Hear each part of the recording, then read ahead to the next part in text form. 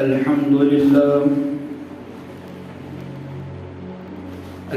لله رب العالمين، والصلاة والسلام على حبيبه الكريم وعلى آله الطيبين والطاهرين وأصحابه المكرمين وابنه الغوث الأعظم الجيلاني البغدادي وابنه الخواجة غريب النواس الأعظم أجمعين.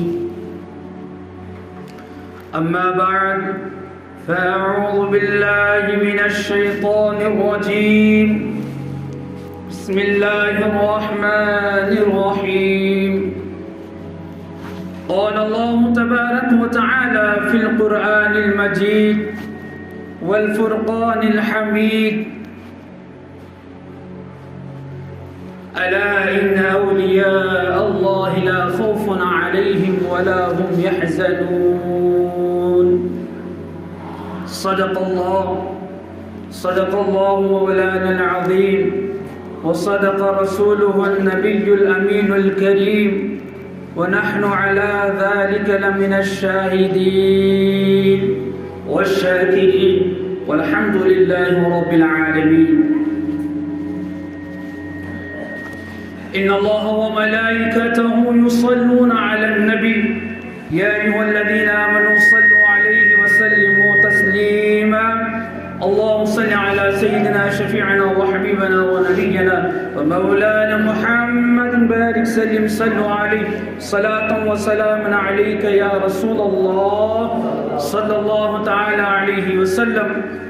غوث اعظم بمن بے سرو ساما مدد، قبلہ دی مدد، قابہ ایماں مدد. واہ کیا مرتبہ اے غوث ہے بالا تیرا، واہ کیا مرتبہ اے غوث ہے بالا تیرا، اونچے اونچوں کے سروں سے ہے قدم اعلیٰ تیرا. سر بھلا کیا کوئی جانے کہ وہ ہے کیسا تیرا، سر بھلا کیا کوئی جانے کہ وہ ہے کیسا تیرا. اولیاء ملتے ہیں آنکھیں وہ ہے تلوہ تیرا. اللہ تبارک و تعالیٰ قرآن پاک میں فرما رہا ہے: الا ان اولیاء اللہ لا خوف علیہم ولا هم يحزنون. اے ایمان والو جان لو، بے شک اللہ کے ولیوں کو نہ ہی کسی چیز کا خوف ہے اور نہ ہی کسی چیز کا غم ہے. حضور پیران پیر، روشن ضمیر، قطب الاقطاب سیدنا شیخ عبد القادر جیلانی الحسنی والحسینی رضی اللہ تعالیٰ کا یہ 11ویں کا مہینہ چل رہا ہے. آپ رضی اللہ تعالیٰ عنہ کو اللہ تبارک و تعالیٰ نے ولایت کا وہ مقام عطا فرمایا ہے کہ انوار البیان میں حضرت علامہ مولانا انوار الصحاب رحمۃ اللہ تعالی علیہ فرماتے ہیں، جلد نمبر 1، حضرت اویس قرنی رضی اللہ تعالی عنہ کا واقعہ لکھ رہے ہیں. اس سے پہلے میں یہ عرض کر دوں کہ آپ دو عالم صلی اللہ تعالی علیہ وسلم کی ولادت باسعادت سے پہلے کئی انبیاء نے اپنی امت میں یہ پیغام دیا کہ سنو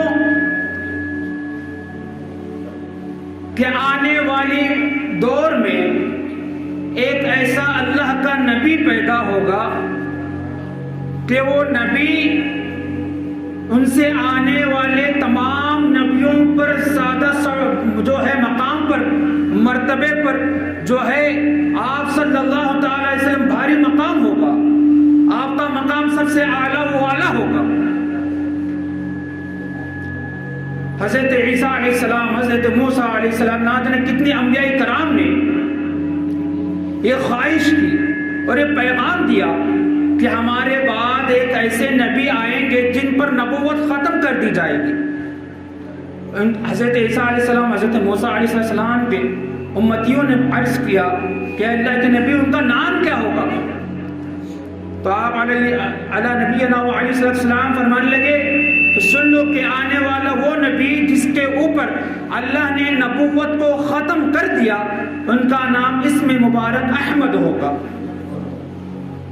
اب یہ بیان آپ نے کئی مرتبہ سنا کہ حضور کی ولایت سے پہلے، نبی کی ولایت سے پہلے ان کے انبیاء کرام نے اپنی امتیوں کو خوشخبری دی کہ اللہ ایسے نبی کو پیدا فرمانے والا ہے کہ اس کے بعد کوئی نبی نہیں ہوگا۔ اب میرے غوث کی شان ذرا دیکھیں، ابھی میرے غوث ابھی پیدا نہیں ہوئے، ابھی ولایت نہیں ہوئی۔ حضرت محمد مصطفیٰ صلی اللہ تعالی وسلم کا دور ہے، حیات طیبہ ہیں۔ ان کے دور میں ایک صحابی جن کا نام حضرت اویس قرنی رضی اللہ تعالی، بڑے ہی جلیل القدر ولی، اللہ کے ولی، تابعی ہیں۔ حضرت اویس قرنی رضی اللہ تعالی ان کے بارے میں آتا ہے کہ آپ حضور کے دور میں موجود تھے، لیکن آپ نے کبھی حضور کا دیدار نہیں کیا۔ وہ اس لیے کہ تاریخ میں کتابوں میں آتا ہے کہ آپ اویس قرنی رضی اللہ تعالی ہیں، ان کی ایک والدہ ہیں ہمیشہ سے بیمار، اور آپ رضی اللہ تعالیٰ کا یہ معاملہ تھا کہ ہمہ وقت ہر لمحہ آپ اویس قرنی رضی اللہ تعالیٰ عنہ جو ہے اپنی ماں کی خدمت میں مشغول ہوتے، کبھی اکیلا تنہا چھوڑ کر نہیں جاتے۔ تو جب وہ حضور پاک صلی اللہ علیہ وسلم کو پتہ چلا تو آپ علیہ السلام نے اپنا ایک قمیص مبارک نکالا اور حضرت سیدنا عمر بن خطاب اور حضرت علی رضی اللہ تعالی عنہ کو جو ہے یہ پیغام دے کر بھیجا کہ جاؤ اویس قرنی کے پاس اور اس سے میرا پیغام بھیجو، بتاؤ کہ وقت کے نبی حضرت محمد مصطفیٰ صلی اللہ تعالی علیہ وسلم، اللہ کا نبی تمہیں پیغام دے رہا ہے کہ اے اویس، تمہارا مقام اللہ کی بارگاہ میں بہت بڑا ہے۔ یہ کون کہہ رہے ہیں؟ اللہ کے پیارے حبیب فرما رہے ہیں، اور یہ پیغام دے رہے ہیں کہ اے اویس سنو، میرے پیغام ہے کہ آپ میری امت کے لیے رب کی بارگاہ میں شفاعت کی بخشش فرمائیں گے، شفاعت کی دعا فرمائیں گے۔ وہ نبی جس کے بعد کوئی نبی آنے والا بھی نہیں ہے۔ اب وہ نبی آپ علیہ السلام اویس قرنی رضی اللہ تعالیٰ سے فرما رہے ہیں کہ اویس قرنی، تم میری امت کی مغفرت کے لیے دعا کرو، کیونکہ اللہ تمہاری دعا کو قبول فرمائے گا۔ جیسے ہی پیغام یہ پہنچا، انوار البیان حصہ اول میں لکھا گیا ہے کہ آپ اویس قرنی یہ پیغام سنتے ہی فوراً سجدے میں گر پڑے، فوراً سجدے میں گر پڑے اور رو کر کہنے لگے کہ اے رب ذوالجلال، میری نبی کی امت کی بخشش عطا فرما۔ غیب سے آواز آئی کہ اے اویس، ہم نے تیری دعا کے وسیلے سے میں نے اپنی محبوب کی آدھی امت کے گناہوں کو معاف فرما دیا، اور آدھی امت کو میں نے بچا کر رکھا ہے۔ اب میرے غوث کی شان دیکھے، جس طرح میرے نبی کی شان وراء الورا ہے، اسی طرح اولیاء کے درمیان میرے غوث کی شان سب سے اعلیٰ و بالا ہے۔ اب یہاں غیب سے آواز آ رہی ہے کہ اے اویس، میرے نبی کا پیغام تجھ تک پہنچا، اور تیری دعا کی برکت سے میں نے اپنے محمد عربی صلی اللہ علیہ وسلم کے آدھی امت کی بخشش فرما دی، لیکن سن لو، آنے والے دور میں میرے رسول کی اولاد میں سے ایک ایسا اولاد پیدا ہوگا کہ جب وہ سجدے میں جائے گا تو اس ولی کے وسیلے سے میں اپنے حبیب کی آدھی بچی ہوئی امت کی مغفرت فرما دوں گا۔ اب سیدنا اور حضور حضرت اویس قرنی رضی اللہ تعالیٰ عنہ عرض کرنے یا رب ذوالجلال، اگر وہ ایسا اللہ کا ولی ہے، اگر تیرا پاک بندہ ہے تو مجھے اس کا نام بتا کہ وہ اس کا نام کیا ہے۔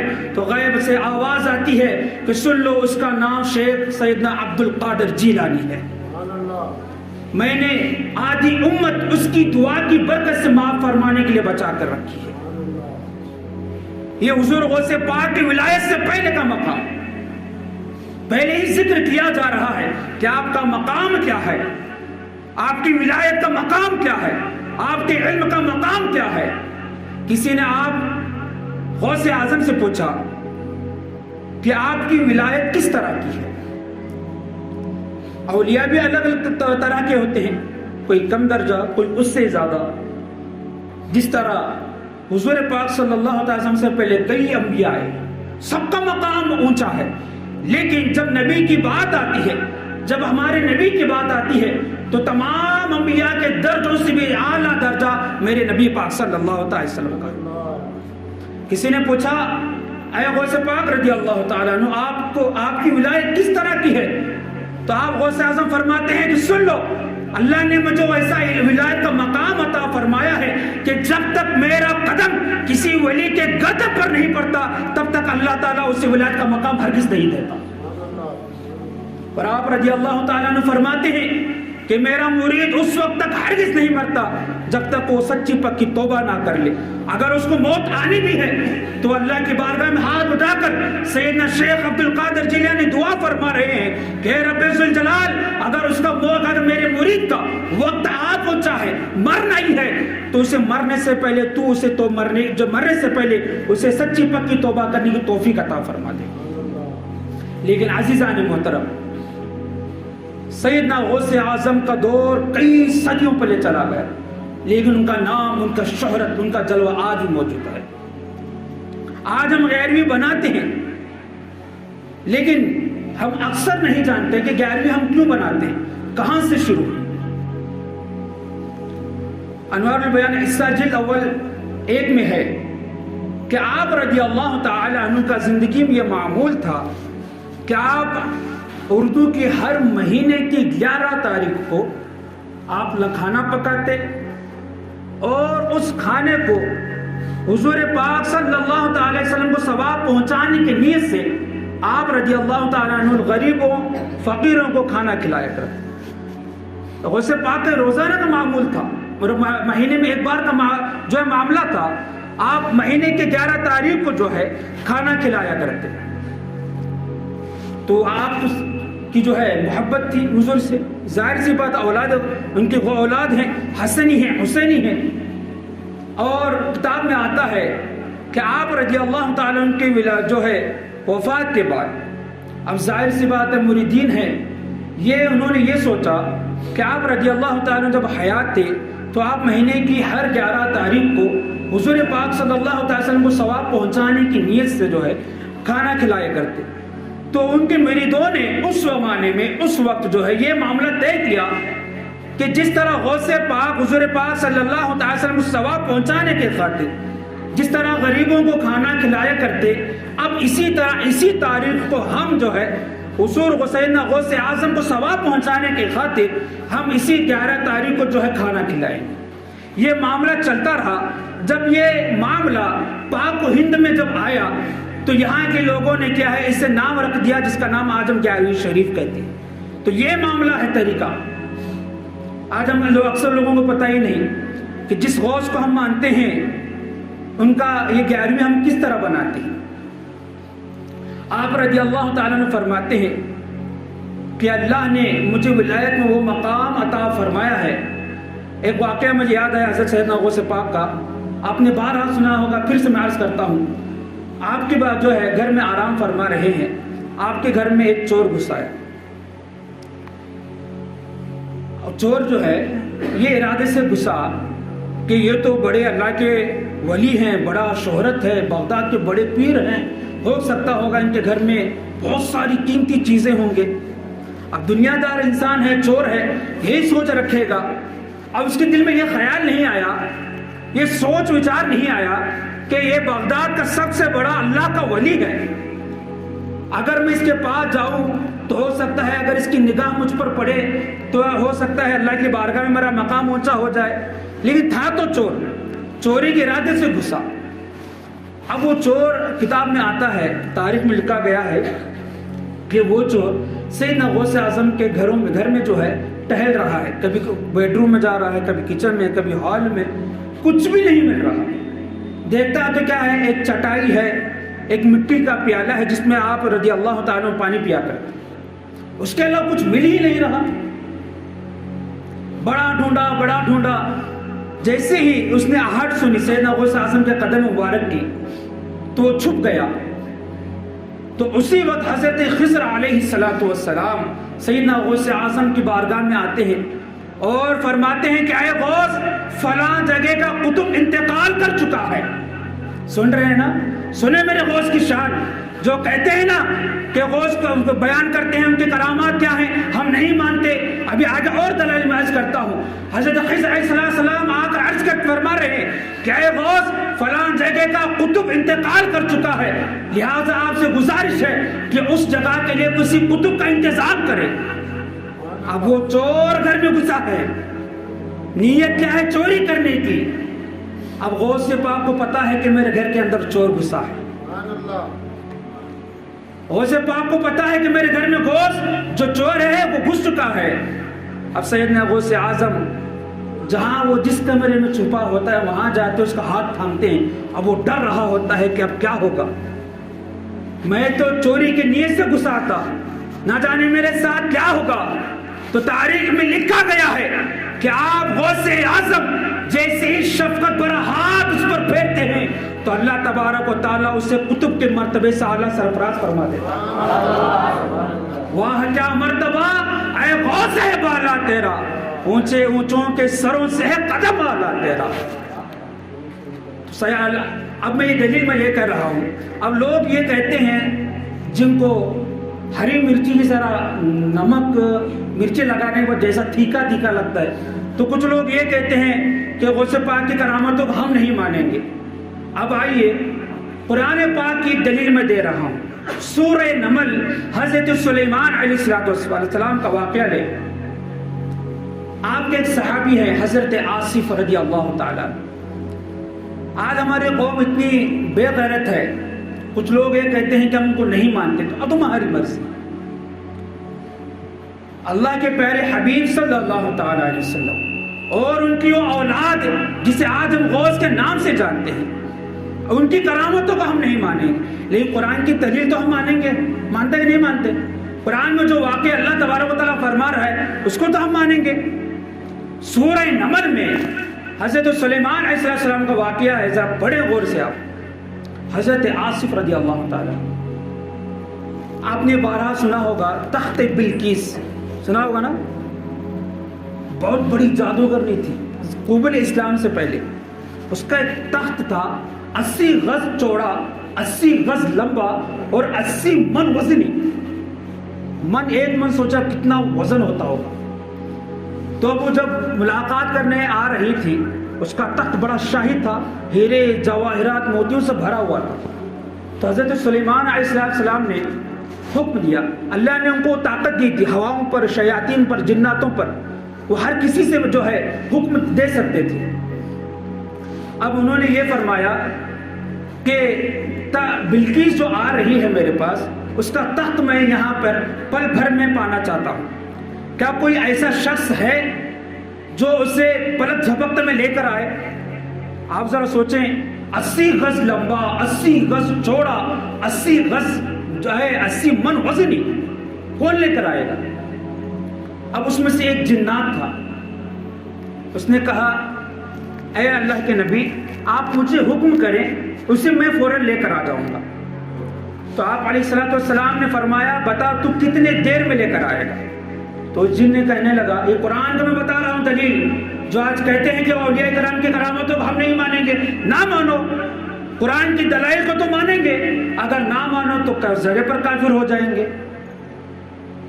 حضرت وہ جنات کہنے لگا کہ میں آپ کے اس نشست ختم ہونے سے پہلے، آپ اپنے کرسی سے اٹھنے سے پہلے اس کے تخت کو میں لے کر آ جاؤں گا. حضرت سلیمان علیہ السلام فرمانے لگے اتنی دیر میں تو وہ آ بھی جائے گی، پروگرام ختم بھی ہو جائے گا، تو کیا فائدہ، مجھے اس سے پہلے چاہیے. اب یہ تو ہوا جنات کی پاور. جنات کیا کہنے لگا کہ آپ کے کرسی اٹھانے سے پہلے میں لے کر آ جاؤں گا. اب آپ علیہ السلام کیا فرمانے لگے، مجھے اس سے بھی فاسٹ چاہیے. تو آپ کے ایک صحابی حضرت آصف رضی اللہ تعالیٰ عنہ،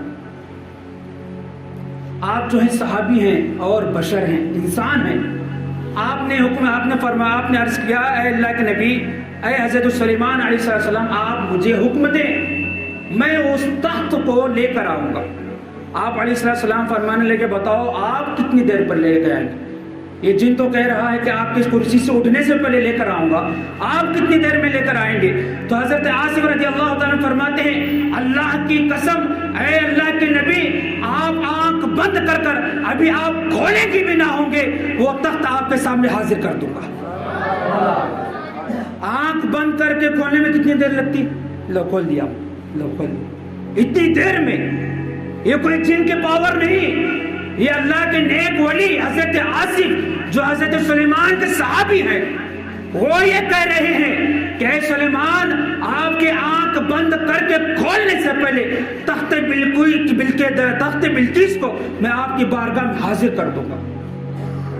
تو وہ نبی جو ہمارے نبی آنے سے پہلے اللہ نے وہ پاور، وہ شان، وہ عظمت عطا فرمائی، اور وہ نبی کے وہ صحابی جو پلکتے جھپکتے میں تخت بلقیس کو حاضر کرے، تو وہ نہ اس سلیمان علیہ السلام کی صحابی کا یہ مقام ہے۔ تو ذرا سوچیں میرے آقا دو عالم صلی اللہ علیہ وسلم کی اولاد غوث، اولاد حضور صلی اللہ علیہ وسلم کی اولاد سیدنا غوث اعظم کی کیا شان ہوگی؟ ان کو اللہ نے شان عطا فرمائی ہے۔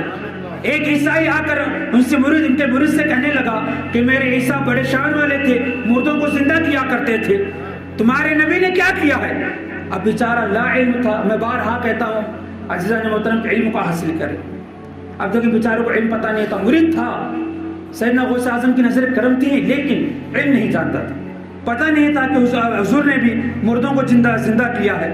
مردوں تو دور کی بات ہے، آپ مردہ دل کو جب دیکھتے تو وہ ایمان کی افروز سے جو ہے نور والا ہو جاتا۔ اب اس نے خاموش اختیار کر لی، اسے پتہ نہیں تھا، تو وہ جا کر معاملہ سیدنا غوث اعظم سے کہنے لگا کہ ایک عیسائی مجھ سے یہ کہہ رہا ہے۔ تو آپ رضی اللہ تعالیٰ عنہ اس کا ہاتھ پکڑ کے اس عیسائی پاس لے کر جاتے ہیں، تو اپنے نبی کی شان بیان کرتا ہے، تو اپنے نبی کو دور رکھ، بلکہ مجھ سے مقابلہ کر، مجھ سے بول کہ قبرستان میں جتنی پرانی قبر ہوگی میں اس میں سے مردے کو زندہ کر کے دکھاؤں گا۔ اب وہ عیسائی کہنے لگا کہ ٹھیک ہے، لیکن اگر آپ زندہ نہ کر پائے تو سیدنا غوث اعظم فرمانے لگے اگر میں زندہ نہ کر پایا تو جو بولے گا میں وہ کروں گا، لیکن اگر میں زندہ کر کے دکھاؤں تو کہنے لگا اگر آپ زندہ کرتے ہیں تو میں قبول اسلام ہو جاؤں گا، یعنی اسلام کو قبول کر لوں گا۔ تو جب قبرستان جاتے ہیں تو حضرت غوث اعظم رضی اللہ تعالیٰ فرماتے ہیں کہ مجھے بتاؤ کہ کس قبر سے مردے کو زندہ کرنا ہے۔ وہ ڈھونڈتا ہے قبر میں، اور ایک پرانی قبر، وہ کہتا ہے کہ اس قبر کو میرے ابا نے بھی نہیں دیکھا، اس سے پہلی کی قبر ہے، آپ اس شخص کو زندہ کر کے دکھائیں۔ تو سیدنا غوث اعظم بارگاہ خداوندی میں ہاتھ اٹھاتے ہیں اور عرض کرتے ہیں اے رب ذوالجلال، میرے خاطر نہیں، اپنی حبیب کے خاطر میں، اپنی دین کی خاطر، اپنے شایان شان کے خاطر اس مردے کو زندہ فرما دے۔ پھر آپ آمین کہتے ہیں اور قبر کو حکم دیتے ہیں قم باذن اللہ، اللہ کے حکم سے کھڑا ہو جا، اور دیکھ آپ منظر دیکھتے ہیں کہ قبر کھل جاتی ہے اور اس میں سے ایک عورت کلمہ شہادت لا الہ الا اللہ پڑھتے ہوئے کھڑی ہو جاتی ہے اور یہ کہتی ہے اللہ کی قسم میں بنی اسرائیل کی ایک عورت تھی، کافرہ تھی، لیکن اے غوث اعظم تیری شان کے صدقے اللہ نے مجھے اٹھایا ہے تو تیرے محمد کا کلمہ پڑھتے ہی اٹھایا، یہ شان میرے غوث اعظم کو دی ہے۔ اور کچھ لوگ کہتے ہیں کہ ہم غوث اعظم کو کرامتوں کو نہیں مانتے، نہ مان، ہمیں کیا ہے، ہم غوث کو مانیں گے، ان کی اولادوں کو بھی مانیں گے، ان کی کرامتوں کو بھی مانیں گے۔ اب دیکھیں، اب یہ مسئلہ 11ویں شریف آج ہم مناتے ہیں، غوث اعظم کی بہت ساری کرامتیں ہیں، بہت ساری، اتنی کہ اگر میری زندگی ختم بھی ہو جائے تو شاید ان کی کرامتیں ختم نہیں ہوں گی۔ اب دیکھیں، اب ہم کی 11ویں بناتے ہیں، کھانا بھی بناتے ہیں، میٹھا بھی پکاتے ہیں، لیکن اکثر یہ سننے میں آتا ہے کہ کئی حضرات، کئی لوگ جو ہیں 11ویں جب بناتے ہیں تو حرام کی کمائی سے بنایا جاتا ہے، ادھار قرض لیں، لیکن قرض کیا ہے، قرض حسنہ ہے، قرض اچھی قرض، سمجھ لیں میں نے کسی کے پاس سے 1000 روپے لیا اب اسے لوٹاتے وقت پورے 1000 روپے میں دے رہا ہوں. ٹھیک. اب اگر سمجھیں کہ میں نے کسی کے پاس سے ادھار لیا 1000 روپیہ, اب وہ یہ کہہ رہا ہے کہ بھائی میں تجھے 1000 روپے دے رہا ہوں, اس کے بعد اس کے الگ سے ایکسٹرا 500 روپے میں لوں گا. یہ بڈی ہے, یہ سود ہے, یہ حرام ہے. اب کچھ لوگ کیا کرتے ہیں, سود کے پیسے سے 11ویں شریف بناتے ہیں. عزیزان محترم ذرا غور کریں, جس غوث کی 11ویں ہم بنا رہے ہیں, کیا وہ ان پیسوں سے جو ہے کیا وہ 11ویں قبول ہوگی؟ ہو سکتا ہے آپ کی دعوت میں کوئی عالم دین آئے, کوئی اللہ کا ولی آئے, خدا نہ خواستہ ان کے حلق سے حرام کا نوالا اتر جائے, تو کیا آپ کے گھروں میں جو ہے, کرنے والوں کو میں بول رہا ہوں, آپ کو نہیں بول رہا, جو کرتے ہیں ایسا, جو کرنے والے ہیں, جو حرام کا کمائی لے کر 11ویں مناتے ہیں, تو کیا وہاں اللہ کا عذاب نازل نہیں ہوگا؟ اور آج ہمارا ماشاءاللہ 11ویں کیسے بناتے معلوم ہے؟ 11ویں میں اچھا کھانا پکاتے ہیں, سب پکاتے ہیں, لیکن بلاتے ہیں کس کو؟ بیوڑوں کو, دارو پینے والوں کو, بڑے سیٹوں کو, بڑے نوابوں کو بلاتے ہیں. ابھی میں نے جیسے میں نے کہا کہ سیدنا غوث اعظم ہر مہینے کی 11 تاریخ کو 11ویں شریف بناتے. حضور کی روح کو ثواب پہنچانے کی خاطر ان میں کون ہوتے؟ غریب ہوتے, فقیر ہوتے, یتیم ہوتے, جو بھوکے ہوتے انہیں غوث اعظم کھلاتے. وہ غوث جن کا قدم قدم اولیاء پر ہے وہ غریبوں کو کھلاتے. اور ہمارا کیا ہے؟ ہمیں نہانے کا طریقہ تک نہیں معلوم, غسل کرنے کا صحیح طریقہ نہیں معلوم. اور میں کھلے سے یہ بھی کہتا ہوں کہ ہمیں پاخانہ پیشاب کرنے کے بعد کا طریقہ بھی صحیح سے نہیں معلوم. ہاں کھلا بول رہا ہوں میں. مسائل ایسے بھی ہیں, پاخانہ پیشاب کرنے کے بعد بھی طریقہ حضور علیہ السلام نے صحیح طریقہ بتایا. کیا بتایا کہ پیشاب جب کرو تو بیٹھ کر کرو. ہمیں کیا ہے, ٹھہر کو مت ہے, آج آرام سے کھلا ہو. ٹھہر کو کیوں محترم بولے ہوتا ہے؟ مزہ آتا حضرت کا. پھر بعد میں نماز کو کی نہیں آئے گا, حضرت میں پاک نہیں ہے. اور پھر 11ویں بنانے کے لیے ہم پاک ہیں. خنزیر کو قرآن مجید میں سور ہوتا ہے نا جو پھرتا ہے گٹروں میں, حرام ہے, اس کا جسم سے لگنا بھی حرام ہے. یہ ہمیں پتا ہے کہ وہ جانور حرام ہے. تو عزیزان محترم یاد رکھے, حرام کے پیسوں سے حلال جانور خریدا ہوا بھی حرام ہو جاتا ہے. سمجھ رہے نہیں؟ میرے پاس 1000 روپے حرام کے ہیں, آپ گائے کا گوشت لینے جائیں, گائے کا گوشت تو حلال ہی ہے. سورہ بقرہ پہلا پارہ ہے, قرآن میں اتنی بڑی آیت جو ہے بقرہ کے حوالے سے, گائے کے حوالے سے, اس میں قرآن میں اس کی فضیلت بیان کی گئی. اب 1 روپیہ سمجھے کہ میرے پاس 1000 روپے حرام کا ہے, سود کا کمایا ہوا, دھوکہ دے کر کمایا ہوا ہے. اب آپ دکان پر جا رہے ہیں, آپ پیسے جو ہے گوشت والے کو دے رہے ہیں, لیکن آپ بدلے میں کیا لے رہے ہیں؟ گوشت. تو آپ یہ مت سمجھ لیں, جو کرنے والے ہیں وہ یہ سمجھ بیٹھتے ہیں کہ یہ حلال کا گوشت ہے. نہیں, پیسے بدلے میں تو آپ نے گوشت لیا, وہ گوشت حلال کے بدلے حرام ہو جاتا ہے. اب یہاں پہ دیکھو حضور علیہ السلام کیا فرما رہے ہیں, اگر کوئی شخص حرام کا ایک لقمہ اگر اس کے حلق کے نیچے سے اتر جائے تو اللہ تبارک و تعالیٰ اس کی 40 دن کی دعا کو ہرگز قبول نہیں فرمائے. نہ نمازوں کو قبول فرمائے گا, نہ حج, نہ زکوٰۃ, نہ صدقہ, نہ عبادت, کچھ بھی قبول نہیں فرمائے. سیدنا غوث اعظم کے ایک آخری واقعہ میں بیان کرتا ہوں. سیدنا غوث اعظم کعبے میں حج کرنے کے لیے گئے. آپ رضی اللہ تعالیٰ عنہ رو رہے, ایسا رو رہے ہیں اور کہہ رہے ہیں کہ اے اللہ تبارک و تعالیٰ, میدان محشر میں مجھے اندھا اٹھانا. کون کہہ رہے ہیں؟ غوث اعظم, امام الاولیاء. اے اللہ میدان محشر میں مجھے اندھا اٹھانا, کیونکہ میرے اندر اتنی طاقت نہیں ہوگی کہ تیرے نیک بندوں سے آنکھ ملا کر دیکھ سکوں. یہ غوث فرما رہے ہیں, وقت کے غوث رو رہے ہیں, چلا رہے ہیں سجدے کی حالت میں. اب یہ سبق ہمیں یہ اس سے لینا چاہیے کہ وہ غوث جن کا قدم اولیاء کے اوپر ہے اور ہمیں وہ سبق دے رہے ہیں کہ نیک ہونے کے باوجود بھی اللہ کی بارگاہ میں ہمیں کس طرح حاضر ہونا ہے. آج ہمارا معاملہ یہ ہے کہ ہم گناہ سر عام ہر چیز کر لیں گے, نماز سے بھی پڑھ لیں گے, لیکن توبہ ہم ہرگز نہیں کریں گے. کیا فائدہ ہے ایسی چیز کا؟ اور خدا کے لیے 11ویں شریف ایک بات ہمیشہ یاد ہے، میں شرعی حکم بتا رہا ہوں، 11ویں بنانا کوئی فرض واجب سنت کچھ نہیں ہے، یہ ہمیشہ یاد رکھ لیں۔ اگر کر رہے ہیں تو ثواب ہے، اگر نہیں کر رہے تو کوئی گناہ نہیں ہے، لیکن کیا ہے اگر کرنا ہے تو ایک طریقے سے کریں، صحیح راہ پر چلتے ہوئے، اچھے حلال کے پیسوں سے پکائیں، اور پکانے کے بعد اس کو حق والوں تک پہنچائیں۔ جن کے گھروں میں کھانا تک نہیں پکتا، آج کئی دنیا میں کئی ایسے دیش آپ جا کر دیکھیں، آپ وہاں پینے تک پانی بھی نصیب نہیں ہوتا، اور آج ہم کیا ہے جو روزانہ گوشت کھا رہے ہیں ان کو بلا کو دعوت کرتے ہیں، جو روزانہ آرام سے سیٹ و نواب طرح رہ رہے ہیں ان کو بلا کو 11ویں کے شریف دعوت کھلا رہے ہیں، تو کیا فائدہ ہے اس دعوت کا؟ آپ 11ویں کریں لیکن صحیح راستے پر چلتے ہوئے، جس طرح میرے غوث نے کیا اس طرح آپ دعوت کریں۔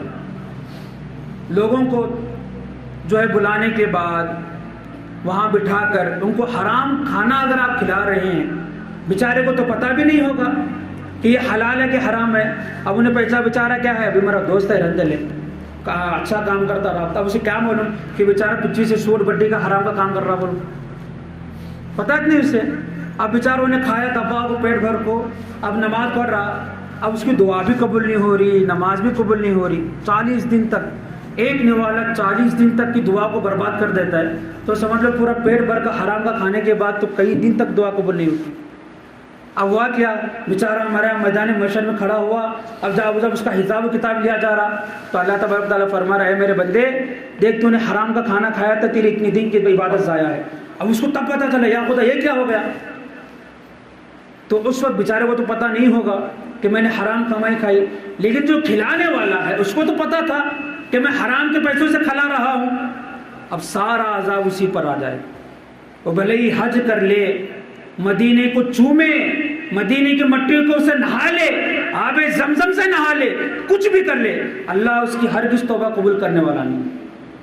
تو عزیزان محترم 11ویں کریں لیکن صحیح طریقے پر چلتے ہیں، صحیح پر طریقے پر چلے، اور جو حقدار ہیں جو بھوکے ہیں انہیں کھلائیں، انشاءاللہ تبارک و تعالیٰ دے گا، پھر اللہ آپ کی کمائی میں کیسے برکت عطا فرمائے گا۔ اللہ تبارک و تعالیٰ سے دعا ہے کہ میں کہنے اور سننے سے بھی زیادہ عمل کرنے کی توفیق عطا فرمائے۔ اللہ تبارک و تعالیٰ سے دعا ہے کہ ہمیں حرام کمائی اور سود کی کمائی سے محفوظ رہنے کی توفیق عطا فرمائے۔